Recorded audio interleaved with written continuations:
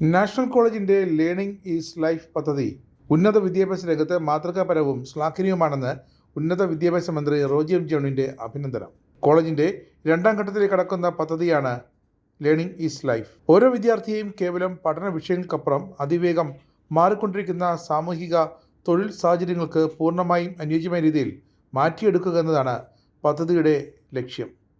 മെച്ചപ്പെട്ട വ്യക്തിത്വവും ശക്തവുമായ ധാർമ്മിക അടിത്തറയും ഉറപ്പാക്കി മികച്ച തൊഴിൽ നേടിക്കൊടുക്കുന്നതിനൊപ്പം വ്യക്തമായ ദിശാബോധമുള്ള ഒരു നല്ല പൗരനെ വാർത്തെടുക്കുക എന്ന പ്രഖ്യാപിത ലക്ഷ്യത്തോടെയാണ് പദ്ധതി വിഭാവനം ചെയ്തിരിക്കുന്നത്.